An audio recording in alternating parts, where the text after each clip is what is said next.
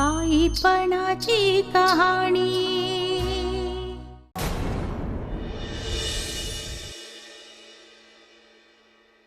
Milord, मागच्या वेळी या खुना संदर्भातील परिस्थितीचं आणि हत्यारा संदर्भातील रासायनिक अहवालाचं आपण योग्य रीतीने पृथक्करण केलेलं आहे।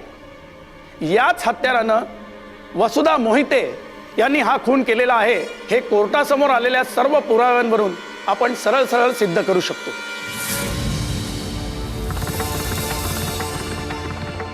परंतु ही एक साधीसुधी हत्या नसून हा एक जाणीवपूर्वक आणि थंड डोक्याने केलेला खून आहे हे मी कोर्टाच्या निदर्शनास आणून देऊ इच्छितो। मयत चंदू सुर्वे हा एक तरुण मुलगा होता आणि त्याचं आयुष्य या वयात अशा रीतीने संपवण्यात आलं ही एक अत्यंत निर्घृण आणि दुर्दैवी घटना आहे। आणि म्हणूनच या सर्व बाबी लक्षात घेऊन आरोपी वसुधा मोहिते यांना जास्तीत जास्त कठोर शिक्षा देण्यात यावी अशी मी कोर्टाला विनंती करतो।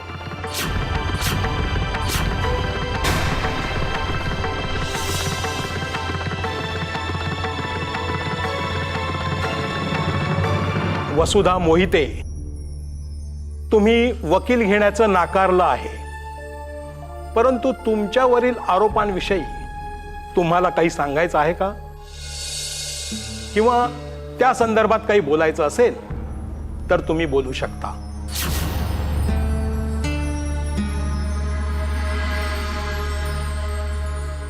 जज साहेब, चंदू सुर्वेची हत्या मी केली ही वस्तुस्थिती आहे। ते अमान्य करण्याचं काहीच कारण नाहीये। जज साहेब, एका साधं सरळ आयुष्य जगणाऱ्या बाईला एवढं मोठं पाऊल का उचलावं लागलं हे मी आपल्याला सांगणं आवश्यक समजते आणि आपणही ते काळजीपूर्वक ऐकावं एवढीच माझी विनंती।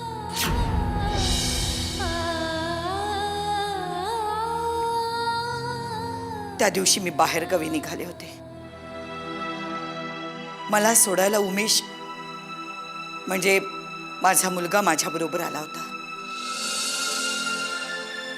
आणि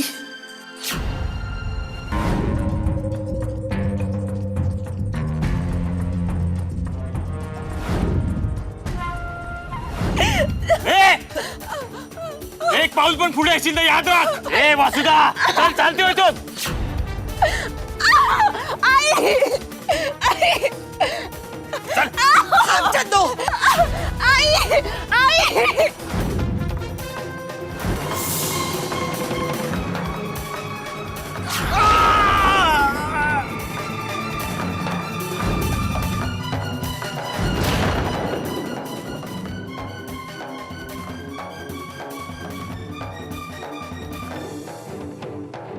तो तोल जाऊन दगडावर आदळला आणि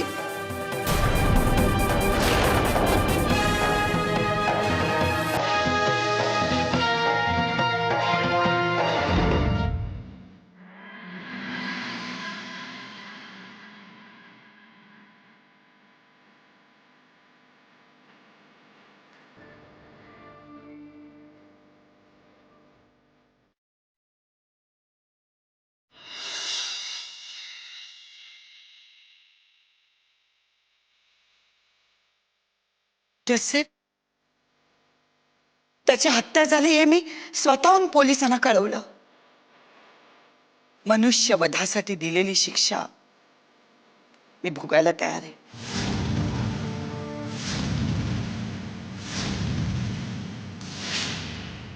पण मी हा वध का केला याचा जज साहेबांनी जरूर विचार करावा।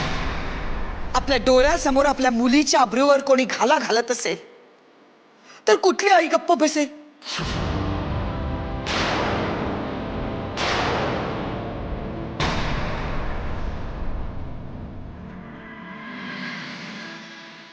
तिच्या अब्रू रक्षणासाठी त्या नराधमाच्या नरडीचा घोट घेणं एवढंच त्या आईला माहित असेल। आणि जज साहेब, मी तेच केलं। मी त्या नराधमाच्या नरडीचा घोट घेतला, पण हा वध मी जाणून बुजून आणि थंड डोक्याने केला. हा आरोप मला पूर्णपणे अमान्य आहे. आरोपी वसुधा मोहिते हिने मयत चंदू सुर्वे याचा खून केला हे जरी सिद्ध होत असले तरी त्यांच्या हातून झालेला हा खून त्यांनी हेतू पुरस्सर केला हे सिद्ध होत नाही. म्हणून आरोपी वसुधा मोहिते यांना 7 वर्षे कारावासाची शिक्षा ठोठावण्यात येत आहे.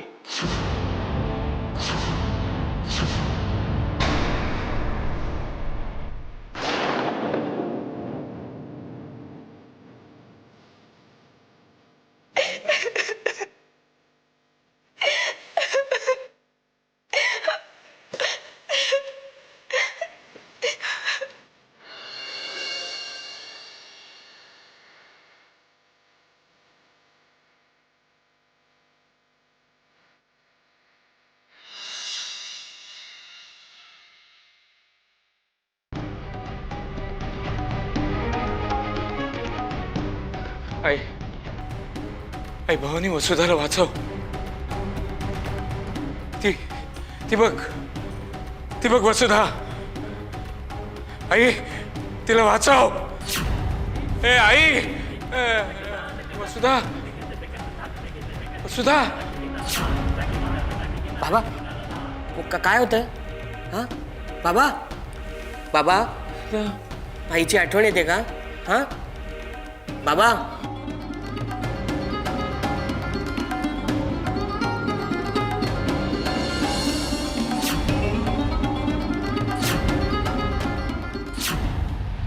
साहेब म्हातारी फारच चालाक निघाली, फारच चालाक.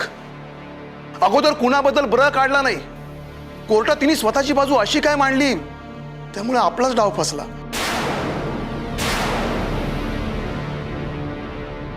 पाटलाचा डाव कधीच फसत नसतो गायतोंडे. एवढं घाईकुतीला येऊ नका.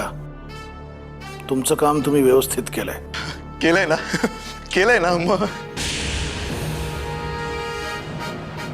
7 वर्ष म्हणजे कमी शिक्षा नाहीये गायतोंडे.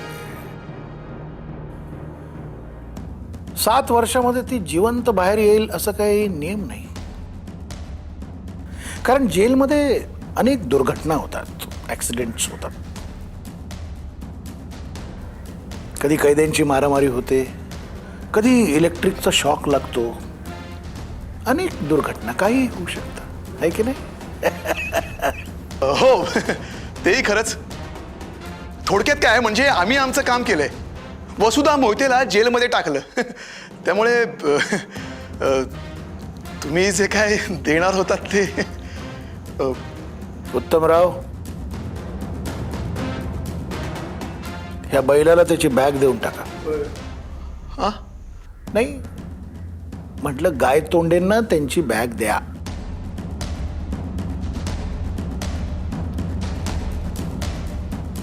कबूल केल्यापेक्षा जरा जास्तच आहेत गायतोंडे. हो आता असं करा, वसुधाबाईंचं जे काही जीवन गाणं आहे ते जेलमध्येच संपवा. साहेब अहो ते माझ्या हातामध्ये नाहीये ना. उद्या सकाळी त्यांना मुंबई बाहेर हलवणार आहेत.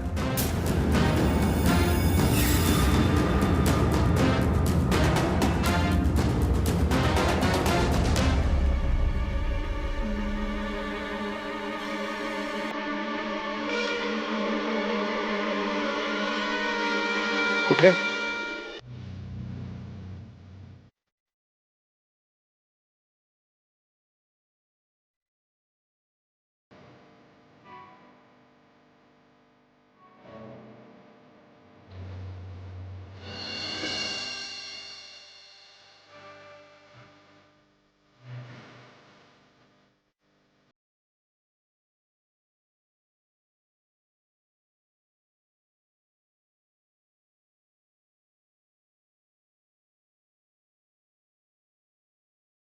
सुधा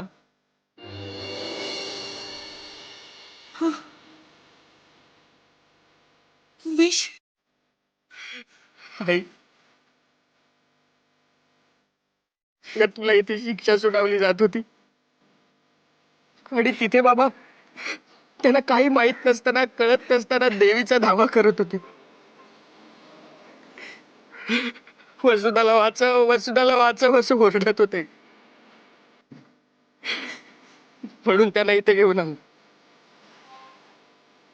पण त्याला केवढा आनंद झालाय.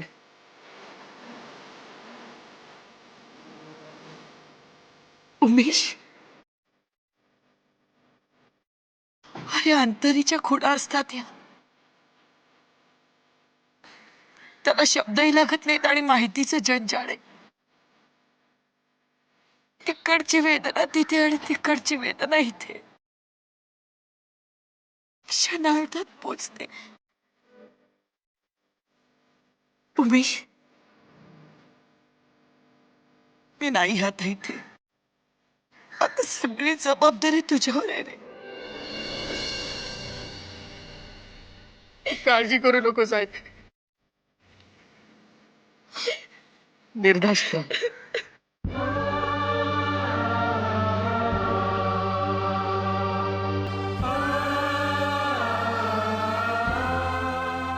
आई,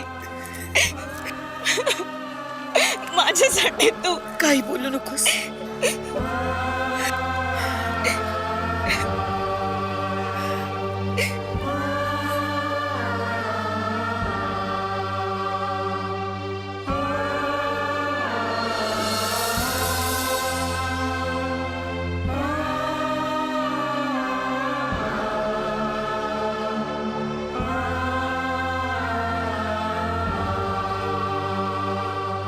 आई,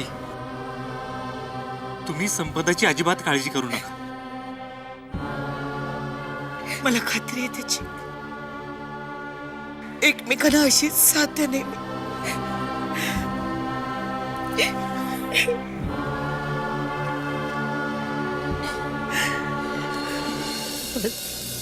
दिस बदलून जाती पिला भरारी मारती उरशील एकटीच जशी भेगाळली माती अशी एकलेपणाची पुन्हा फिरून दुखाणी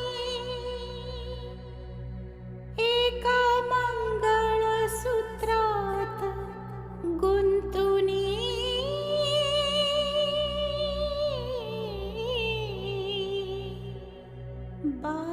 बाईपणाची कहाणी.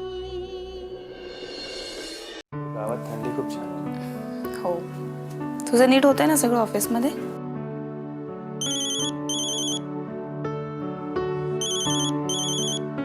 ही आई सारखा काय फोन करते? काय झालं हिला? हा बोल ग. निशा, अगं काय हे तुमचं वागणं? वसुधा वहिनींच्या बाबतीत इतकी मोठी घटना घडली, त्यांना भेटायला यायचं सोडून, त्यांना मदत करायची सोडून तुम्ही दोघं तिथे बसलाय. त्यांना भेटायला यायची इच्छा होईना तुमची? आई अगं, मी शेखरला बोलले होते की आपण तिथे जाऊया म्हणून, पण त्याने माझं ऐकलंच नाही. एक काम कर ना, तू त्याच्याशीच बोल. धर रे. हॅलो शेखर, तुम्ही बरोबर नाही वागलात. अहो, अशा वेळेला तुमच्या आईला तुम्ही मदत करायला इथे यायला हवं होतं. तुमच्या आईला, तुमच्या भावंडांना तुमची गरज होती हो. पण तुम्ही भेटायचं सोडा, पण साधा फोनही नाही केला त्यांना. एक मुलगा म्हणून तुमची आणि सून म्हणून निशाची फार मोठी चूक झाली. हे बघा, मी तुम्हाला कसं सांगू? हो, वसुधा वहिनींची बाजू सत्याची आहे. माझा ऐका, तुम्ही दुसरं कोणावरही विश्वास ठेवू नका हो. हॅलो हॅलो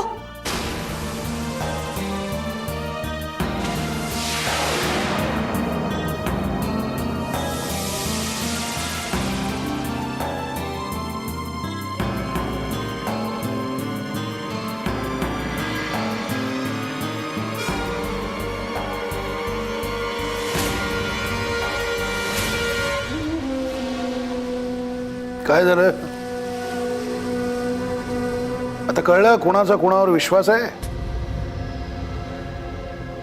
हे बघा, तुम्ही हा नाद सोडा. आपलं नाक ह्या प्रकरणात खुपसू नका. जड जाईल तुम्हाला झेपणार नाही ते. चुकताय तुम्ही.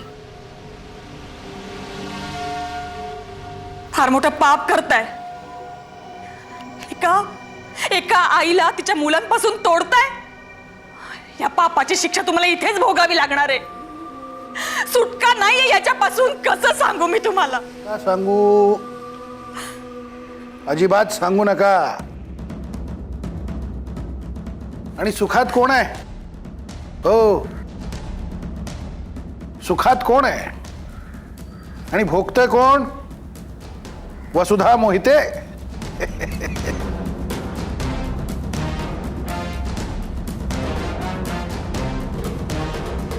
पण परमेश्वर प्रत्येक बारीक गोष्टींची नोंद ठेवत असतो. त्याच्या योजनांचा कोणाला पत्ता देखील लागत नाही. हे तुम्ही लक्षात ठेवा.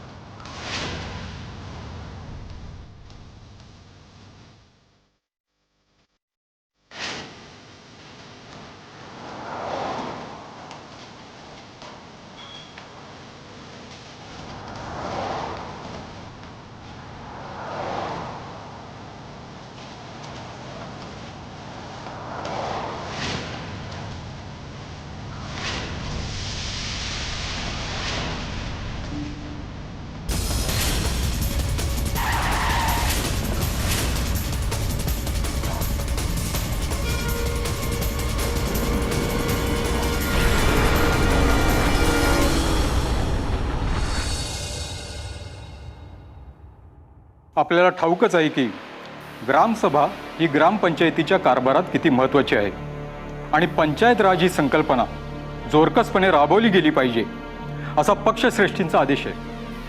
आजच्या आपल्या मीटिंगमध्ये आपल्याला विकास कामं आणि पंचायत राज यांची सांगड कशा प्रकारे घालता येईल याविषयी चर्चा करायची आहे. उद्याच्या कार्यकर्ता मेळाव्यात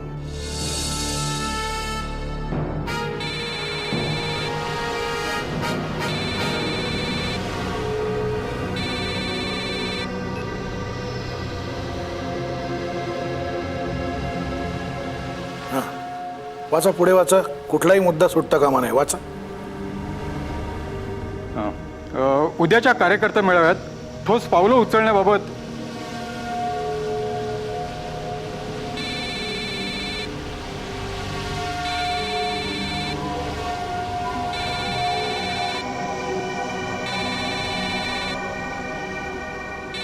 घेतो.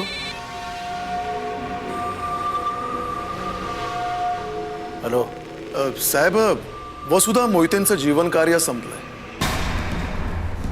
आपोआप. म्हणजे तिला नाशिकच्या जेलमध्ये घेऊन जाणाऱ्या गाडीला भीषण अपघात झालाय. गाडी 500 फूट दरीत कोसळली. गाडीने पेट घेतला आणि सगळे जळून खाक झाले.